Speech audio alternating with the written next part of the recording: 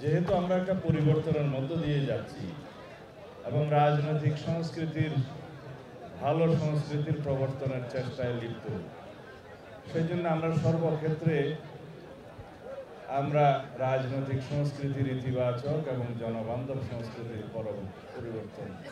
প্রবর্তন করতে চাই।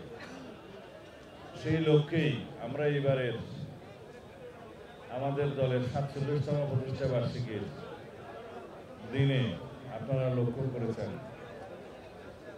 ঢাকা শহরে আমরা খাল, নালা, নর্দমা পরিচ্ছন্ন কর্মসূচি গ্রহণ করেছিলাম, যাতে আমাদের নেতা কর্মীরা এবং জনসাধারণ স্বতঃস্ফূর্তভাবে অংশগ্রহণ করেছে। ইতিপূর্বে আমরা এইরকম কর্মসূচি অনেকবার নিয়েছি, কিন্তু প্রতিষ্ঠা বার্ষিকীর দিন থেকে আমরা নবযাত্রা শুরু করলাম। সামনের দিনে বাংলাদেশের রাজনীতিতে গুণগত পরিবর্তনের জন্য আমরা সর্বক্ষেত্রে সংস্কারের মধ্য দিয়ে যাব ইনশাআল্লাহ। শুধুমাত্র আইন, কানুন, সংবিধান সংস্কারের মধ্য দিয়ে দেশের কার্যকর সংস্কার প্রবর্তন করা যায় না, প্রচলন করা যায় না, যতক্ষণ পর্যন্ত আমাদের মানসিক সংস্কার না হবে।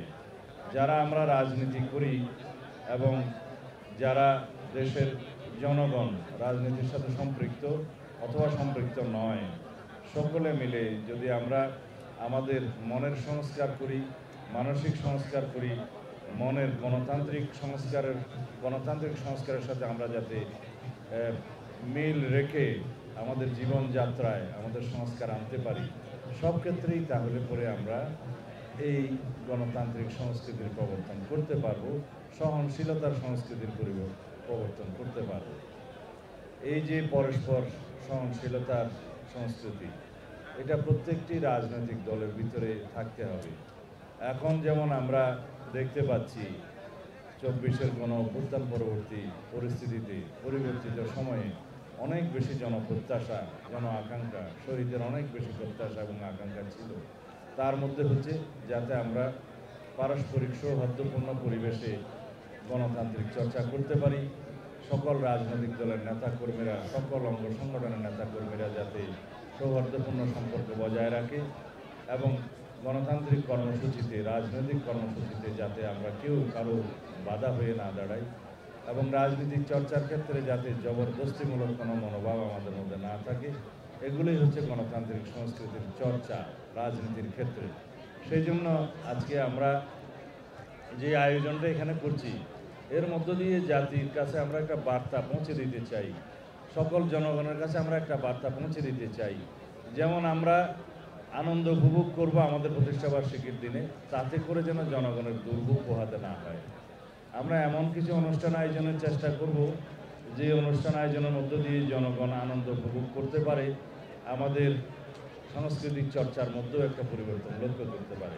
এটাই হচ্ছে ভালো রাজনৈতিক সংস্কৃতির চর্চা করা।